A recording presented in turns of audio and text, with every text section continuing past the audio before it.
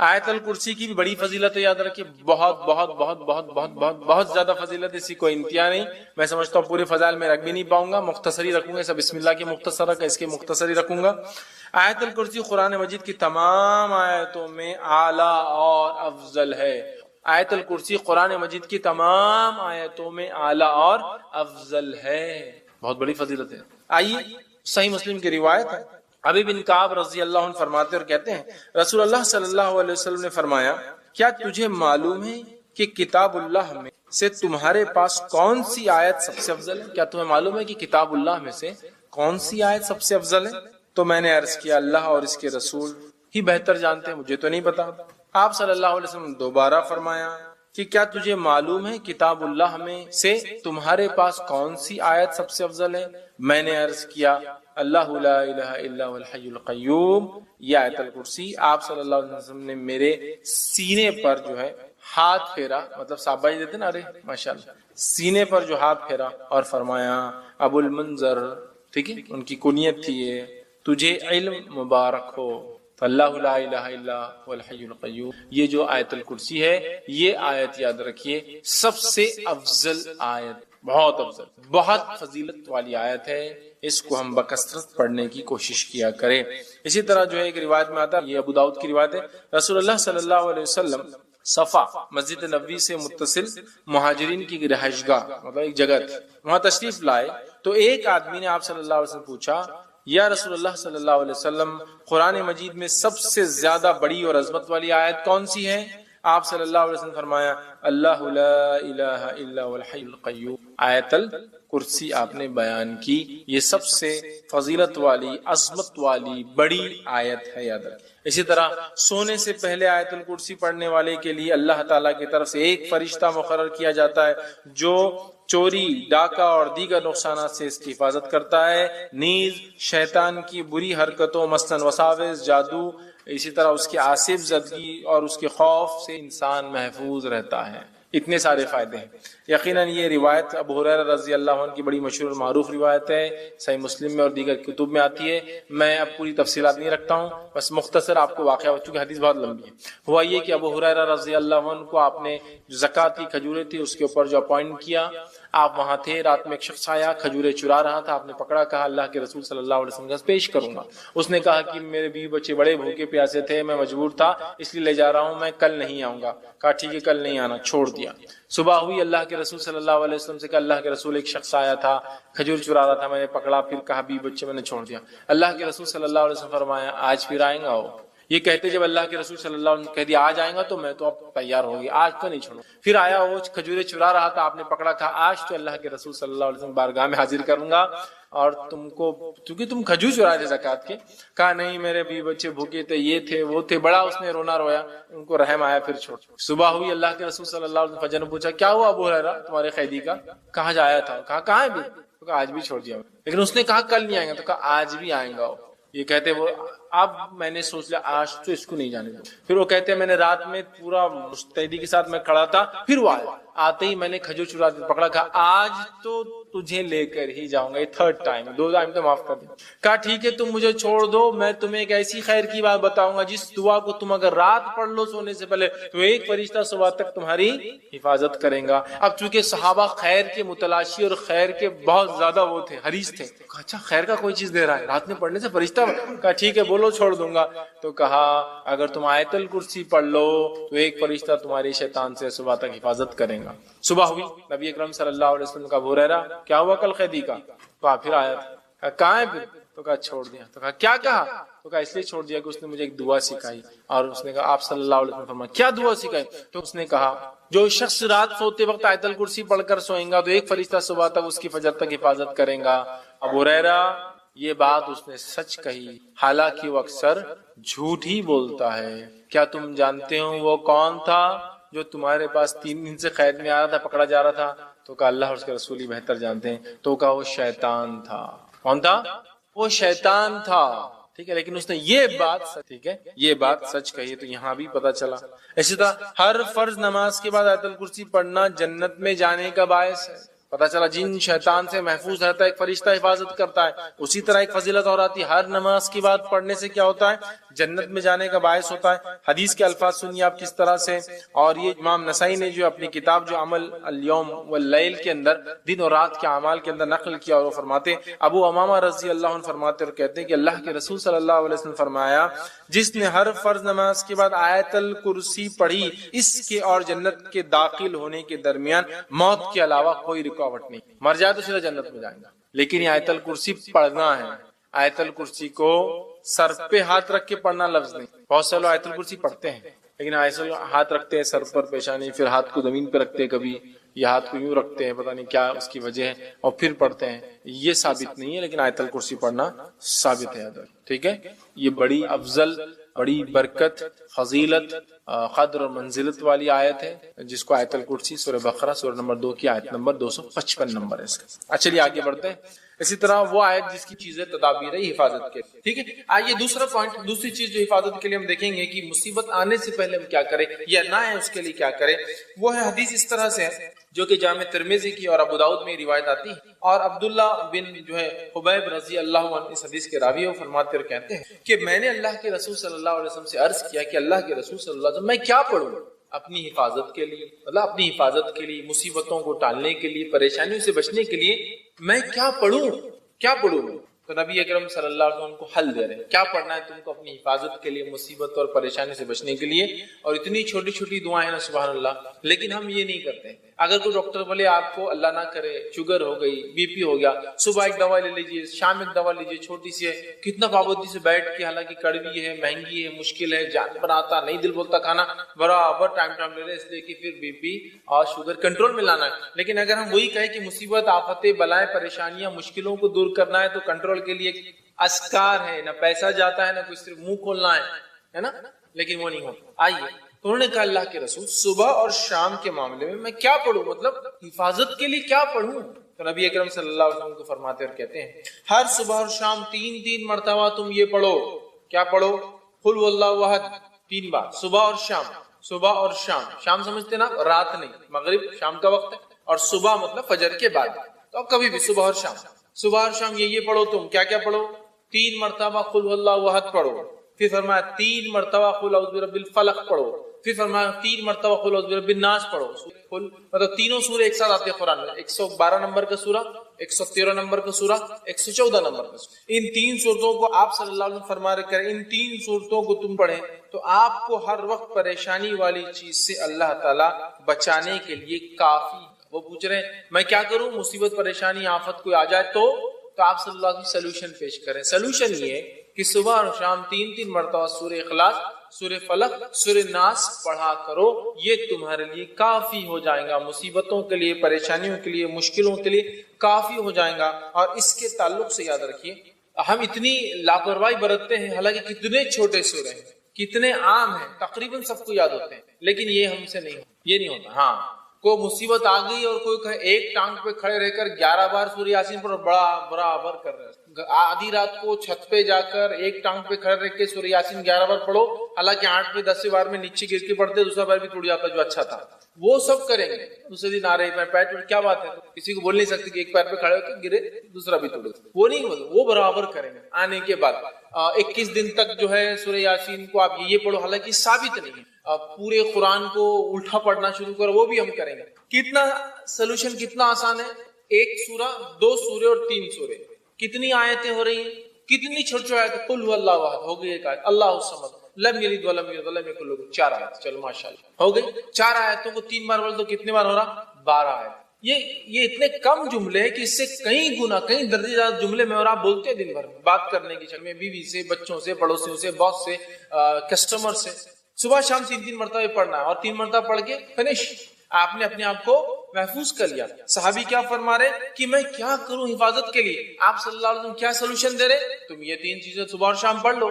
مطلب 3 بار 3 سوروں کو صبح اور شام پڑھنا ہے. تو گویا 3 بار 3 سورے دن میں ہو تو 9، اور شام میں 9، اتنے سورے پڑھنا ہے. اور اس کے بعد یہ ہوں گا، آپ صلی اللہ علیہ وسلم فرماتے ہیں کہ 3 مرتبہ پڑھو اور پڑھیں تو آپ کو ہر آفت و پریشانی والی چیز سے بچانے کے لیے یہ کافی ہے. اور نبی اکرم صلی اللہ علیہ وسلم کی حدیث بھی اس سورت کے تعلق سے، سورہ فلق اور سورہ ناس کے تعلق سے آپ نے فرمایا ان 2 سورتوں سے بہتر پناہ مانگنے والی کوئی سورت نہیں. ان 2 سورتوں سے ان دو صورتوں.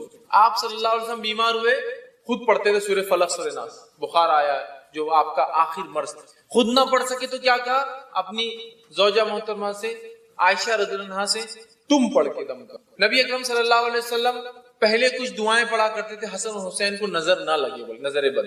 جب سورہ فلق سورہ ناس آئی صحابہ بولتے وہ آپ نے دعائیں چھوڑ کے سورہ فلق سورہ ناس پڑھ کے دم کرنا شروع. تو بخار آیا, بیمار ہوئے تو آپ نے یہ پڑھا.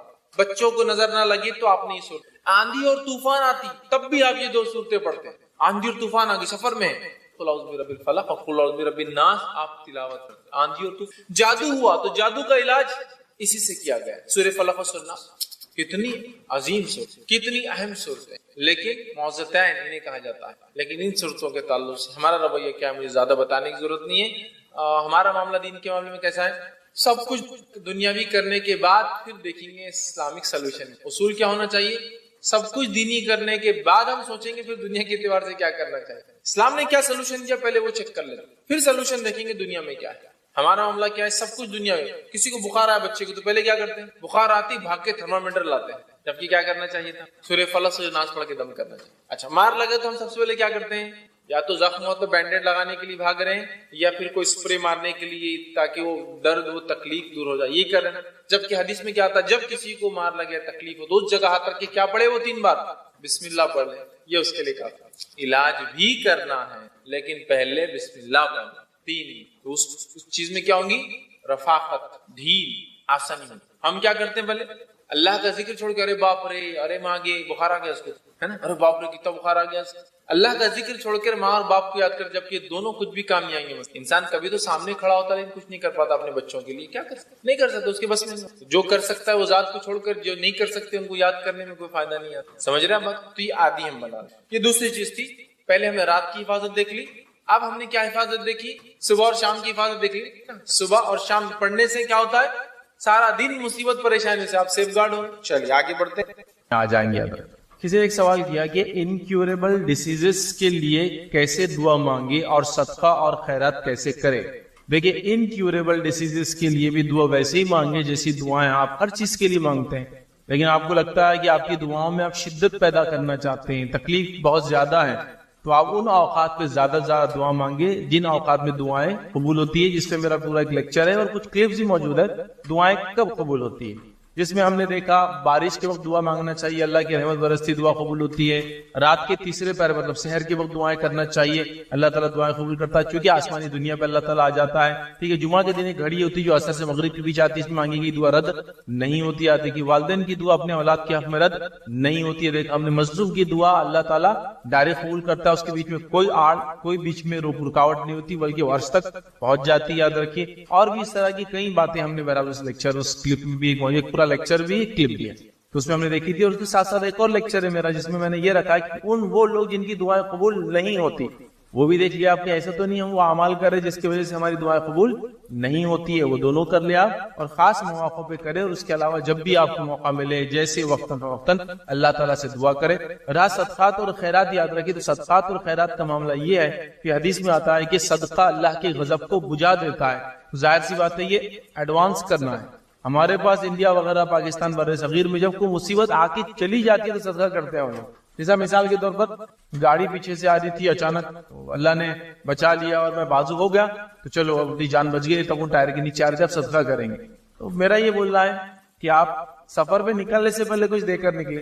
حدیث نے صدقے کی کوئی کوانٹٹی تو متعین نہیں کی, حتیٰ کہ حدیث میں تو یہاں تک ہے کہ جب ایک آدمی ایک کھجور صدقے میں دیتا ہے تو اللہ تعالیٰ اس کو اپنے سیدھے ہاتھ میں لے لیتا ہے اور اس کو اتنا بڑھاتا ہے اور ایسے سنبھالتا ہے جیسے تم میں سے کوئی اپنے جانور بچڑے کو پالتا ہے. حدیث میں تمہارا تو ایک ہی کھجور ہے, صدقے کا کوئی مسئلہ نہیں, کوئی کوانٹٹی نہیں. وہاں بس ہوتا یہ ہے کہ جب مصیبت ٹل جاتی ہے, مشکل پار ہو جاتی ہے, مصیبت آ کے چلی جاتی ہے, تو وہ جب صدقہ دو پہلے کرنا ہے. ایکچولی اللہ کی غضب آپ کو لگ رہا ہے غضب کی وجہ سے ہوا تو پہلے کام کرنا ہے, ایڈوانس. مطلب ایک روٹین بنا لیجئے کہ آپ صدقہ دیں, لیکن یہ روٹین میں یہ بھی شامل نہ ہو جس طرح سے کچھ لوگ میں نے دیکھا گھر سے اٹھتے ہیں نکلتے اور راستے میں ہر بیٹھے فقیر کو دیتے ہوئے جاتے ہیں. وہ طے کر لیتے 1 3 5 کو دیتے ہوئے جائیں گے. اب یہ فقیر بیچارے کون ہے کیا ہے جن کو گاڑیوں میں لا کے اتارا جا رہا ہے, صبح ایک سروس آ کے چھوڑ کے جاتی ہے, شام ایک سروس آ کے اٹھا کے لے جاتی ہے. یہ ایکسیسو ہو رہی ہے, یہ فقراء وہ نہیں ہے جو مسکین اور فقیر ہوتے ہیں، تو یاد رکھیے ان کو دے جن کو آپ جانتے ہو کہ واقعی مستحق ہے، مسکین ہے، اور یہ ہر جگہ آپ کو ایسے لوگ ملیں گے۔ فقیروں سے زیادہ مستحق یاد رکھیے مسکین ہوتے ہیں، مسکین کو آپ پہچان نہیں سکتے، اس کو تلاش کرنا ہوتا ہے، تلاش کرے، مسکینوں کو ملیں گے آپ کو اطراف میں موجود، بہرحال لیکن وہ ایڈوانس میں دینے کی کوشش کرے۔ تو اور صدقہ خیرات کیسے کرے؟ تو صدقہ خیرات آپ جیسے کرنا چاہے کرے، لیکن ایک گزارش جو میں اور ایک کروں گا آپ کے ساتھ وہ یہ ہے، ایک تو پہلے کرے بتا دیا میں نے، ایک اور گزارش، صدقے کو آپ کیش میں دینے کی کوشش کریں۔ ہمارے پاس ایک عجیب ٹرینڈ ہے، جان کے بدلے جان، مال کے بدلے مال، اناج کے بدلے اناج۔ کیا کہتا تھا، کسی کی جان بچ گئی تو بکرا دو۔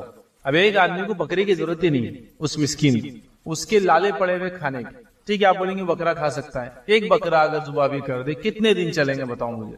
لیکن اسی بکرے کی کاسٹ اگر آپ دے دے تو کئی دن زیادہ، بلکہ مہینہ گزر جائیں گا اس کو۔ جیسے کہ ایک بکرے کی کاسٹ 6000 ہے، آپ نے 6000 دے دی، تو میں سمجھتا ہوں ایک غریب انسان کے لیے 6000 روپے ایکویولنٹ ٹو 1 منتھ راشن پورا ہو جاتا ہے اس کا۔ اب آپ بکرا دے رہے اس کو، اچھا یہ بھی ایک عجیب مسئلہ ہے، مذکر دیتے مؤنث نہیں دیتے۔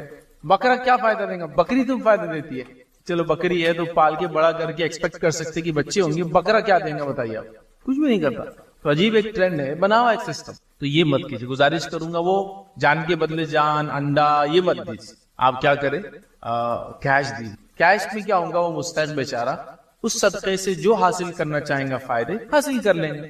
لیکن ہمارے پاس یہ بھی غلط ہے کہ وہ چیزیں دیتے، یاد رکھیے جو ایسی جو کبھی کبھار اسی طرح، ایسا کہ آپ صدقے میں کپڑا دے رہے بیچارے کو ضرورت کھانے کی ہے، صدقے میں آپ بکرا دے رہے بیچارے کو ضرورت کیش کی ہے، صدقے میں آپ فلاں، تو کیش دے دے، کیش سے ہر چیز لی جا سکتی ہے، تو یہ آسانی سے جائے۔ ایک اور غلط فہمی جس کے تعلق سے کہوں گا اس کو دور کرے، صدقے کو ہاتھ لگانا ضروری ہے، اناج لاؤ ہاتھ لگاؤ، بکرا لاؤ۔ اب بکرے کا پرابلم یہ ہے کہ بکرا ٹائلس پہ چلتا نہیں، پکڑ پکڑ کے بکرے کو اندر لاتے، گود میں اٹھا کے اس کو لا رہے، ٹائلس پہ چلنا نہیں آتا جانور، آپ پکڑ کے لا رہے، چلتا بھی تو ایک دم عجیب اسٹائل میں چلتا ہو، چونکہ اس کو مشکل ہوتا ٹائلس نہیں ہاتھ لگانا۔ بیمار ہے تو ہاسپٹل میں ICU میں لے جا رہے بکرے، آپ سمجھ پنی بنا کے لے جا رہے، کیونکہ وہ منع کرتے ہیں نا، لیکن بولے ہاتھ لگانا ہمارے دھرم میں کوئی ضروری نہیں۔ آپ رہتے امریکہ میں، آپ صدقہ دے دیجیے اپنے گاؤں میں جو آپ بلانگ کرتے ہیں، انڈیا، پاکستان، بنگلہ دیش، نیپال، جہاں بھی وہ وہاں ہو جائے گا، کوئی ہاتھ لگانا ضروری نہیں ہے۔ کوئی اچھا نہیں بولے ہاتھ نہیں لاتا تو کم از کم نظر بھر دیکھنا اس کو، تو وہ لا رہے لیٹے لیٹے دیکھ رہے نظر بھر، اور پھر وہ کر رہے، مطلب اتنے توقع ہے ہمارے پاس، عجیب و غریب چیزیں ہیں۔ اچھا یہ پرفیکشن نمازوں میں نہیں ہے، جب بتایا گیا نماز ایسی ہو، روزہ ایسا ہو، زکوٰۃ ایسا ہو، حج کے ارکان ایسی، وہاں نہیں ہے، لیکن جہاں ثابت شدہ نہیں ہو وہاں ہر چیز کی جا رہی ہے، ٹھیک ہے۔ پھر سارے توہم، بہت ساری چیزیں تو بہت ہی غلط ہے، یاد رکھے، جس میں یہ پر کا مرغا، ویسے کلر کا بکرا، فلاں قسم کی نوٹ، آڈ نمبرز کی نوٹ صدقے میں دینا، ایون نہیں دینا، نیمبو اور بلاؤں کا صدقہ، یہ سب عجیب و غریب چیزیں، بہرحال اس میں احتیاط کریں۔ تو آپ بالکل انکیوریبل ڈیزیز کے لیے اللہ سے دعا کریں، کبھی بھی کریں، خاص طور سے ان وقتوں پر جب دعائیں قبول ہوتی ہے۔ اور سیکنڈ، صدقہ آپ دے، صدقہ کوشش کریں مستحق اور مسکین کو دے، کیش کی شکل میں دے، اور صدقے کو ہاتھ وغیرہ لگانا بالکل بھی ضروری نہیں ہے، اور کوشش کریں ایڈوانس دے دیا کرے، جب آپ کو لگتا ہے کوئی کام ہے، مصیبت ہے، تکلیف ہے، دکھ ہے، پریشانی ہے، کٹھن راستہ ہے، مشکلات سے گزرنے والے، تو ایڈوانس میں صدقہ دیا کریں۔ زبان سے، کان سے اور آنکھ سے ہونے والے وہ حرام کام جنہیں معمولی سمجھ لیا گیا ہے۔ ظاہر سی بات ہے، اللہ رب العزت نے ایک انسان کو بنایا، اس کو اعضاء اور جوارے دیے، باڈی پارٹس دیے، اور یقیناً جو جسم کے حصے اعضاء یاد رکھیے ان سے بھی پوچھ ہونے والی ہے۔ نبی اکرم صلی اللہ علیہ وسلم نے ایک روایت میں یہاں تک بیان کیا کہ جب ایک انسان جہنم کی آگ کو دیکھے گا تو وہ ڈر جائیں گا، جب وہ ڈر جائیں گا تو وہ گواہی دیں گے کی کوشش کریں گا، تو اللہ رب العزت جو ہے اس کے زبان کو خاموش کر دیں گا، اور پھر اس کے جسم کے اعضاء گواہی دیں گے کہ کیا کیا، حتیٰ کہ اس روایت میں یہ بھی الفاظ ہے کہ اس کی تھائی، اس کی مانڈی بھی، ران بھی گواہی دینے والی ہے۔ اب ظاہر سی بات ہے، ران ایک ایسا اعضاء نہیں ہے جیسا آنکھ، ناک اور کان ہے ادھر کی، یہ وہ اعضاء ہے جس سے بہت سارے اعمال ہم کرتے، بلکہ ہمارے جو سینسز ہے 5، اس میں سے یہ اہم سینسز ہے، یاد رکھیے تینوں بھی، کہ ہم دیکھتے ہیں، سنتے اور بولتے ہیں ادھر کی۔ تو جب مانڈی سے، ران سے سوال ہونے والا ہے، وہ گواہی دیں گی، تو ظاہر سی بات ہے یہ اعضاء تو بدرجہ اولا گواہی دینے والے ہیں، اور یہ بڑی اہم بات ہے، اور اس کو سمجھنا ضروری ہے کہ جو زبان سے گناہ ہوتے ہیں، آنکھ سے گناہ ہوتے ہیں، کان سے گناہ ہوتے ہیں، اس کو ہم معمولی سمجھتے ہیں، لیکن یہ ان گناہوں میں سے جو کبائر ہے، یاد رکھیے گناہوں کی قسم ہے نا، کبائر اور صغائر، کبیرہ گناہ اور صغیرہ گناہ۔ کبیرہ گناہ وہ ہوتے ہیں جس کے لیے یا تو دنیا میں سزا دی گئی، یا تو قرآن و سنت میں اس پہ توبہ لازم قرار دی گئی،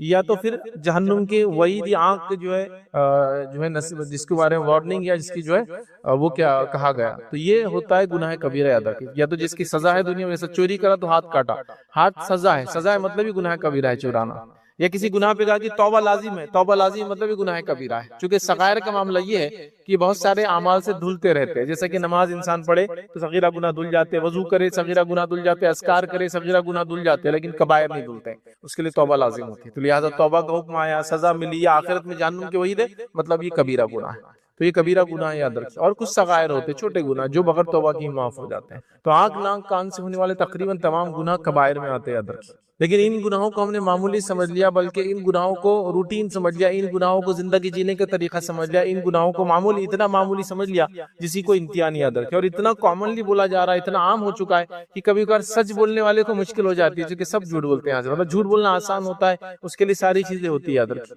تو لہٰذا اس میں ہم بہت احتیاط کریں. ایک کتاب ہے، آپ کو میں ریکمینڈ کروں گا کہ ضرور اس کو موقع ملے تو پڑھے، الکبائر.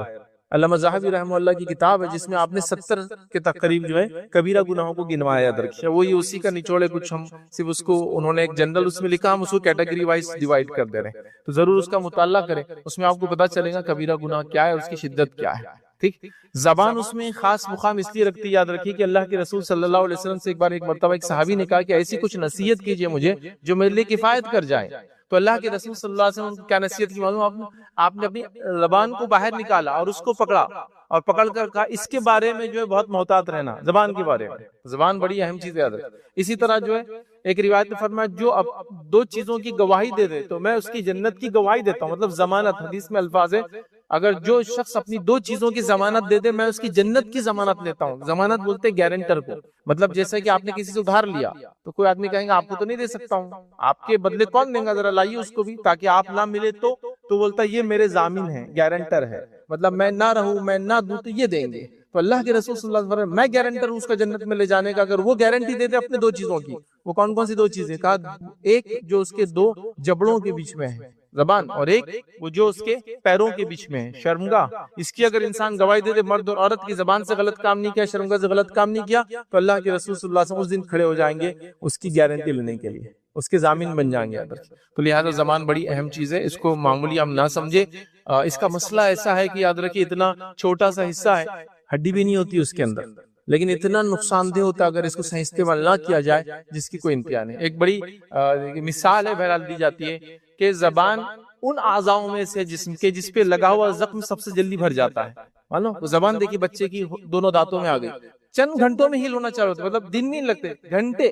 2 گھنٹے بعد دیکھیے آپ تو وہ پورا کور ہو جاتا ہے. 4 گھنٹے بعد دیکھیے صبح اٹھنے تک تو فریش، پھر سے زبان استعمال کے لائق ہو چکی. تو اس کے زخم سب سے جلدی بھرتے ہیں، لیکن اس سے دیے گئے زخم سب سے مشکل سے بھرتے ہیں. بھرتے نہیں کبھی، ہمیں ہرے کے ہرے رہتے، جب دیکھو ہرے کی. ایک آدمی کو کسی نے مارا تھا وہ بھول گیا، لیکن ایک آدمی کے والد کو گالی دیتی، نسل در نسل یاد کر گالی دیا تھا، بد کلامی کیا تھا. تو یہ بڑی خطرناک چیزیں آتی ہے. اس کا استعمال ہم صحیح کریں تو زبان سے ہونے والے گناہوں سے اپنے آپ کو بچائے، چونکہ میجر سنس، میکسیمم سنس اسی سے انسان کرتا ہے. حتیٰ کہ انبیاء کا انکار، اللہ کا انکار، کتاب و سنت کا انکار بھی زبان سے انسان کرتا ہے. عمل سے تو بعد میں، لیکن مشرکین نے جو پہلا انکار کیا زبان استعمال کی انہوں نے. تو یہ بہرحال اس کے معاملے میں بڑا محتاط رہنے کی ہم کو ضرورت ہے. یقیناً اس سے ہونے والے گناہ بہت زیادہ ہے جس کو ہم نے معمولی سمجھ لیا. میں سب تو نہیں لکھ پاؤں گا، بس چند جھلکیاں بہرحال دیکھیں گے. اس لیے میں نے شروعات میں کتاب کا نام دے دیا کہ اس کتاب کا مطالعہ کریں تاکہ اور تفصیلات میں چیزیں ہم پڑھ سکیں. آئیے زبان سے ہونے والے گناہوں میں جو سب سے سنگین جرم ہے، سب سے بڑا جرم ایک طرح سے ہم کہہ سکتے ہیں، سب سے خطرناک ہے.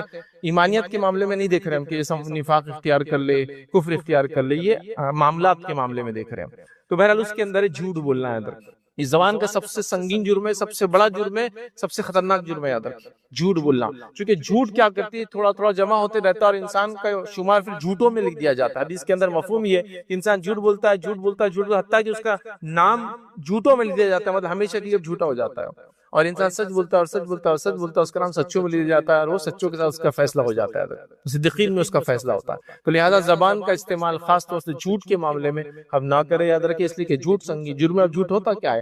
کسی واقعے کو اس کی حقیقت یا اس کی اصل سے یا اس کے خلاف بیان کرنا. کسی واقعے کو اس کی حقیقت سے ہٹ کر، اس کی اصل سے ہٹ کر یا اس کے خلاف بیان کرنا.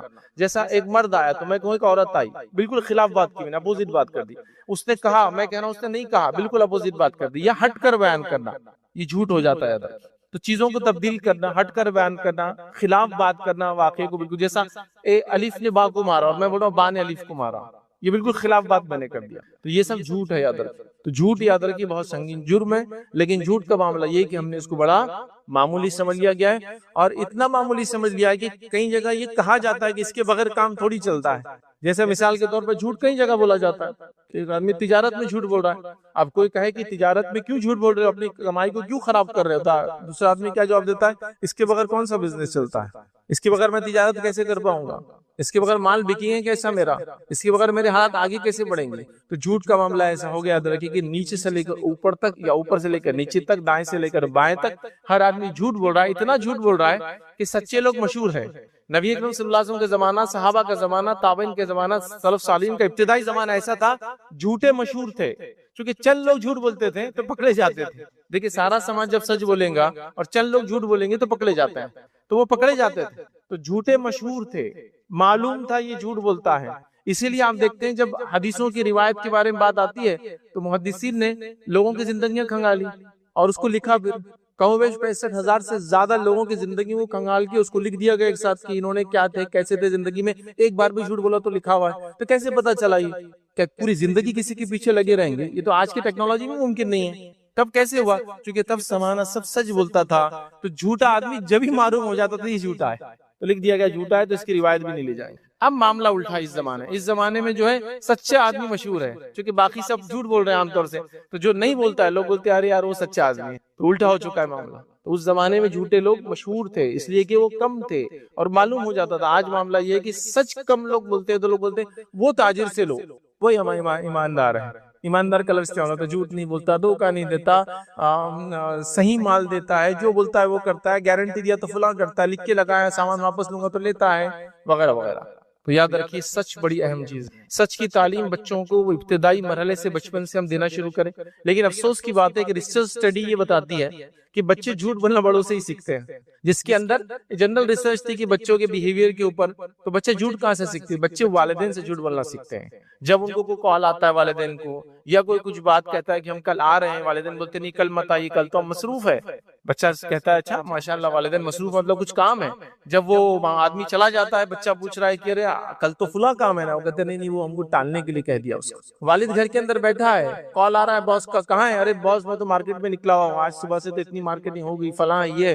اور بچہ سن رہا ہے بیٹھ کر کہ باپ تو گھر میں، باپ کو کام آیا اور فون آیا اور کسی کام کر رہا ہے کسی کے پاس بھرا، اس کو فون آیا کہاں ہے بھائی اب تک آپ؟ ارے میں تو راستے میں ہوں. بچہ دیکھ رہا راستے میں نہیں ہے تو گھر کے اندر بیٹھا ہوا ہے، جانے کا کوئی پلان نہیں. تو یہ کیا ہوا؟ جھوٹ. بچے نے یہاں سے سیکھ لیا کہ جھوٹ بولنا جانا چاہیے، یا جھوٹ بولا جا سکتا ہے اس لیے کہ اس نے اپنے بڑوں کو جھوٹ بولتے ہوئے دیکھا. یاد رکھ تو بچے بڑوں سے سیکھتے ہیں.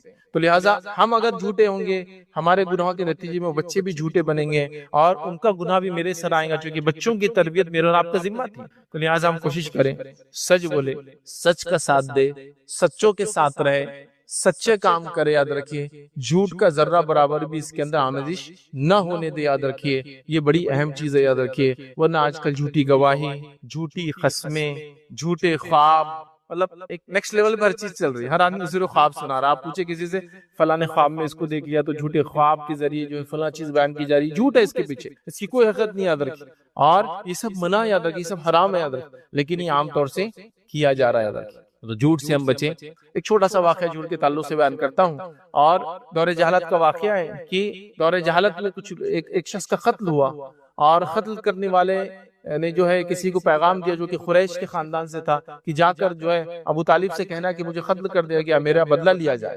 ابو طالب کی بات پہنچی، انہوں نے اس قبیلے سے کانٹیکٹ کیا اور کہا کہ ایسا ایسا فلاں شخص نے قتل کیا. اسی قبیلے والوں نے اس نے کہا کہ ہم نے قتل نہیں کیا. تو کہا چلو گواہی دو، پھر مطلب اس کا کوئی وٹنس دو، تم گواہی دو. اور شاید 100 اونٹ اس زمانے میں لیے جاتے تھے خون کے بدلے میں، اور اس قبیلے میں شاید 50 لوگ تھے. تو انہوں نے کہا کہ گواہی دو، قسم کھاؤ کہ اس نے نہیں کیا. تقریباً لوگوں نے قسم کھائی، 2 لوگوں کو چھوڑ کر. انہوں نے کہا نہیں ہم سے آپ اونٹ لے لیجئے، ہم قسم نہیں کھائیں گے. مطلب انہوں نے یہ نہیں کہا کہ وہ جھوٹا ہے، سچل نے قسم نہیں کھائی. باقی لوگوں نے 48 لوگوں نے قسم کھا لی اس آدمی کی بات سن کے. اس آدمی نے جس نے قتل کیا اس نے بھی، اور اس کے ساتھ لوگوں نے بھی کہ نہیں اس نے ایسا نہیں کیا. عبداللہ ابن عباس رضی اللہ عنہ فرماتے اور کہتے ہیں یہ دور جہاد کا واقعہ ہے، لیکن اس ایک سال میں مطلب جس سال انہوں نے قسم کھائی، نیکسٹ ایئر آنے تک اللہ رب العزت نے سارے کے سارے 48 لوگوں کو موت دے دی، سب مر گئے. یاد رکھیں تو یہ جھوٹی قسم کا وبال تھا ان کے اوپر. جھوٹی قسموں کے وبال ہوتے یاد رکھیں. اور جھوٹ کے بارے میں ایک بات یاد رکھیں، جھوٹ کی اپنی زندگی ہوتی ہے، اس کی ایک اپنی لائف ہوتی ہے. جیسے آپ نے جھوٹ بولا وہ پیدا ہو گیا. اب وہ بڑھنا شروع ہوتا ہے اور زندگی میں بار بار آ کر آپ کو ٹکراتا ہے، بار بار ٹکراتا ہے. آج نہیں تو 10 سال بعد ٹکرائیں گے، 10 سال نہیں 20 سال بعد ٹکرائیں گے آپ کو آ کے کہ آپ نے جھوٹ کہا تھا. اس کی اپنی ایک لائف ہے اور وہ جینا شروع کر دیتا ہے. تو لہٰذا جھوٹ کے معاملے میں بڑی احتیاط کیجیے. زبان کا استعمال ہو تو صحیح ہو، گواہی سچی، قسم سچی، خواب سچا، معاملات میں سچ اور جھوٹ سے ہم اجتناب کریں، خود بھی یہ کریں اور اپنے بچوں کو بھی اس تعلق سے تعلیم و تربیت دیں. دوسری چیز یاد رکھیے جو زبان سے ہوتی ہے، یاد رکھیے چونکہ بڑا و سنگین جرم ہے اس لیے اس کو میں رکھ دے رہا ہوں مختصر سے، وہ ہے غیبت. ہم اس سے پہلے جمعہ کے خطبے میں غیبت کے تعلق سے مکمل ایک جمعہ دیکھ چکے، اس لیے تفصیلات میں نہیں جائیں گے. لیکن غیبت یاد رکھیے، غیبت یہ ہے کہ پیٹھ پیچھے کسی بھائی کی ایسی بات کرنا کہ اس کے سامنے کی جائے تو اس کو بری لگے. ایک مرتبہ نبی اکرم صلی اللہ علیہ وسلم سے ایک صحابی نے پوچھا کہ غیبت کیا ہے؟ تو اللہ کے رسول صلی اللہ علیہ وسلم نے فرمایا کہ اپنے بھائی کا ذکر ایسے کر کہ جس کو اگر وہ سنے تو اس کو کراہتا ہے. ذکر کو آخا کا بیما یکرہ، کہ تیرے بھائی کے بارے میں ایسا ذکر کر کے اس کے سامنے کیا ہے تو اس کو برا لگے. تو کہ اگر اس میں بات ہو تو مطلب میں جو کہہ رہا ہوں اس میں ہے، وہ لنگڑا ہے، وہ لولا ہے، وہ فلاں ہے، وہ کالا ہے، وہ اندھا ہے، وہ ایسا ہے، وہ ویسا ہے، مطلب وہ ہے اور میں وہی کہہ رہا ہوں. تو کہا ہاں اگر اس میں وہ ہے اور تو اس کی پیٹھ پیچھے کہہ رہا ہے، جو اس کے سامنے کہے تو اسے برا لگے تو یہ غیبت ہے. اور اگر اس میں بات نہیں ہے تو یہ بہتان ہے، پھر تو الزام ہے نا، اس میں ہے ہی نہیں بات تو نے کہہ دی. تو ہے تو یہ ہے، ہم لوگ یہ بولتے ہیں نا وہ ہے تو ہم بول رہے وہ عورت ایسی ہے، وہ عورت فلاں ہے، وہ مرد فلاں ہے تو بول رہے ہیں ٹھیک ہے، لیکن اس کے سامنے بولے تو برا لگے گا، نہیں بولنا چاہیے. اس لیے کہ یہی تو غیبت ہے. غیبت بہت سنگین جرم ہے. یاد رکھیں قرآن نے کہا کہ غیبت اپنے مردار بھائی کے گوشت کھانے کے برابر ہے. تو غیبت بری چیز ہے. نبی اکرم صلی اللہ علیہ وسلم کے زمانے میں 2 لوگ غیبت کرتے ہوئے جا رہے تھے ایک شخص، اور وہاں ایک مرا ہوا گدھا تھا. اللہ کے رسول صلی اللہ علیہ وسلم نے بلا کر کہا کوئی تم میں سے ہے جو اس کو کھائیں گا یا تو اس کو کھاؤ. انہوں نے کہا کہ اللہ کے رسول مرا ہوا گدھا ہے، یہ کیسے کھائیں گے؟ تو کہا جو ابھی تم ایک شخص کے بارے میں بات کر رہے تو اس سے زیادہ بری چیز تھی. یاد رکھیں تو یہ غیبت ہے. یاد رکھیں پیٹھ پیچھے کہنا، حتیٰ کہ پیٹھ پیچھے کسی کے زبان سے نہ کہتے اشاروں میں کہنا، یہ بھی سنگین جرم ہے. ایک مرتبہ مائی عائشہ رضی اللہ عنہا نے جو ہے مائی صفیہ کے بارے میں اشارتاً بات کہی، جو اشارتاً غیبت کہیں گے، لفظ ادا نہیں کی، اشارتاً کی. اور کیا کہا؟ مائی صفیہ جو تھی وہ خد میں چھوٹی تھی. یاد رکھیں خد کم تھا ان کا. تو مائی عائشہ نے اشارتاً، اب حدیث میں اشارہ نہیں کیا تھا وہ، لیکن اشارتاً کہا. اب جنرلی ہمارے پاس کوئی خط کم ہے تو اشارتاً ہاتھ کے اشارے سے کرتے ہیں نا، تو انہوں نے جو بھی اشارہ کیا ہوگا اس زمانے میں جو چلتا تھا اشارتاً کہا تھا، لفظ نہیں کہا تھا. تو اللہ کے رسول صلی اللہ علیہ وسلم نے فرمایا اے عائشہ اگر سمندر کو تمہاری اس بات کی سمجھ دے دی جائے تو اس کے سارا پانی کڑوا کرنے کے لیے اشارہ کافی تھا. چونکہ جو تم نے اپنے بھائی بہن کے بارے میں برا، مطلب یہ ایک طرح غیبت تھی اشارتاً. اشاروں اور کناروں میں ایسی غیبت کرنے والوں کو اللہ نے لعنت کی. وَيْلٌ لِكُلِّ هُمَزَةٍ لُمَزَةٍ، لعنت ہو اس شخص کے اوپر کہ جو ہمزہ اور لمزہ ہاتھوں کے اشارے سے یا زبان سے یا اشاروں کے ذریعے کسی کو ذلیل کرے. غیبت کرنے میں شامل ہے. تو لہٰذا غیبت ہم بالکل نہ کریں. غیبت کی 3 قسمیں ہوتی ہے. یاد رکھیں ایک غیبت جس کو ہم بولتے ہیں اردو کے اندر، دوسرا ہم کہتے ہیں چغلی غیبت، اور ایک ہوتا ہے بہتان. یہ تینوں اسی کے ٹائپ ہے. یاد رکھیں ایک انسان میں وہ بات ہے جو آپ کہہ رہے ہیں لیکن پیٹھ پیچھے کہہ رہے، اس کو برا لگیں گے اس کے سامنے کہا جائے، یہ ہوا غیبت. ایک انسان کے بارے میں وہ بات آپ کہیں جو اس میں یاد رکھی ہے لیکن پیٹھ پیچھے آپ کہہ رہے، مقصد یہ کہ 2 لوگوں کو لڑائے، ہوا چغلی. ایک ہوتا جنرل بات کر رہے، ایک لڑانے کے لیے، تو اس کو بولتے چغلی کرنا. مطلب اس سے کیا ہوتا ہے 2 لوگوں میں فائٹ ہو جاتی ہے، وہ دوسرا آدمی بتا رہے ایسا تم نے کیا، فلاں ایسا کیا، تو یہ ہوگا چغلی. اور تیسرا ایسی بات کہے اپنے بھائی کے بارے میں جو اس میں موجود نہ ہو، یہ ہوا بہتان. تو ایک ہی چیز ہے، الگ الگ معنی. سمپل کہیں گے پلینلی تو غیبت ہوا، لڑائی کی نیت سے کہیں گے تو چغلی ہوا، اور اگر اس میں بات ہے ہی نہیں آپ نے کہہ دیا تو بہتان ہوا. اور بہتان کے معاملے میں تو یہ کہ اللہ رب العزت جو کچھ حدیث کا مفہوم ہے، اللہ جہنم میں ڈالے گا اس شخص کو. کسی پہ الزام لگا دیا، اب ثابت کیسے کریں گے، وہ تو جھوٹی بات تھی نا. تو لہٰذا اس معاملے میں بڑا بچنا چاہیے. قرآن نے ہم کو کہا وَلَا يَغْتَبْ بَعْضُكُمْ بَعْضًا، کہ تم میں سے بعض کی غیبت نہ کرے. کیا تم میں کوئی ہے جو پسند کرے گا اپنے مردار بھائی کا گوشت کھائے؟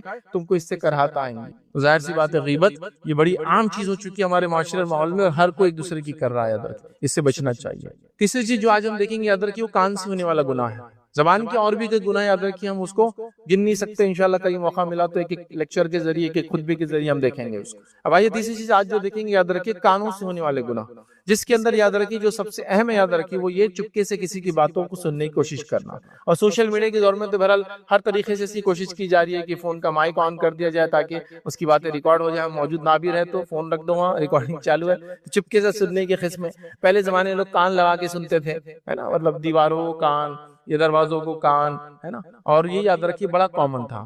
تو یہ بھی یاد رکھیے سنگین جرم ہے، یاد رکھیے۔ اللہ کے رسول صلی اللہ علیہ وسلم فرماتے اور کہتے ہیں کہ جس نے کسی کی ناپسندیدگی کے باوجود، یاد رکھیے، کان لگا کر چپکے سے ان کی باتوں کو سنا، قیامت کے دن اس کے کانوں میں پگھلا ہوا سیسا ڈالا جائے گا، پگھلا ہوا لیڈ ڈالا جائے گا اس کے کانوں میں، جس نے ناپسندیدگی کے باوجود کسی کی بات کو سنا۔ تو یاد رکھیے یہ درست نہیں ہے کسی کی بات سننا، لیکن ہمارے پاس اس کو بہت اہم رول مل جاتا ہے، بڑی اہم شخصیت بن جاتا ہے وہ انسان جو لوگوں کی باتیں سنتا ہے پھر آ کے دوسروں کے سامنے بیان کرتا ہے۔ اس کو دھارکاری، تیسمار خان، فلاں، اور اس کی تو بہت چلتی ہے، اس کو تو سب کی خبریں رہتی ہے، وہ سب جگہ سنتا ہے اور آ کے بولتا ہے، لیکن روز قیامت اس کے لیے اس کی زبان بھی نقصان دینے والی ہے، اور جو کانوں سے سنا ان کانوں میں سیسا ڈالا جائے گا، چونکہ بلا وجہ اس نے چپکے سے بات کسی کی سننے کی کوشش کی ہے، وہ سنتا ہے، یاد رکھیں۔ اب چھوٹے گھروں کے اندر لے لے تو ساس چاہتی ہے کہ بہو کی ہر بات اس کو سنے آئے، فل اس کے مطلب پرائیویسی کچھ نہیں، اس کے لائف فل کنٹرول میں رکھے،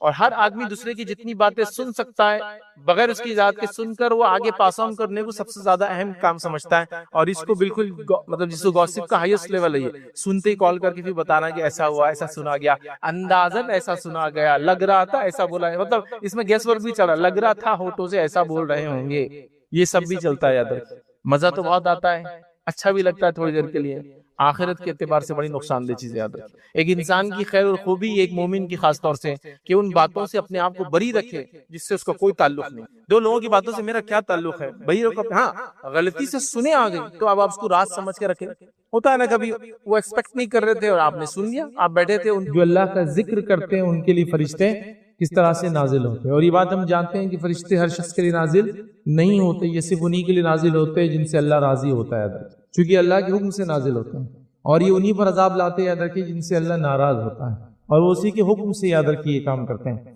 تو بہرحال آئیے اسی کڑی کے اندر کچھ باتیں، چند اعمال آج میں جوڑوں گا جو اعمال دیکھنے کے اعتبار سے بڑے چھوٹے ہوتے ہیں، لیکن اگر یہ کر کے اگر ہم نے کوئی کام کیا تو اس میں فرشتے نازل ہوتے ہیں، کسی میں ایک ہوتا ہے، کسی میں سینکڑوں ہوتے ہیں، اور کسی کے اندر لا تعداد، مطلب جس کی کوئی کاؤنٹنگ نہیں، جہاں تک نظر جائیں گی وہاں تک فرشتے نازل ہوتے ہیں۔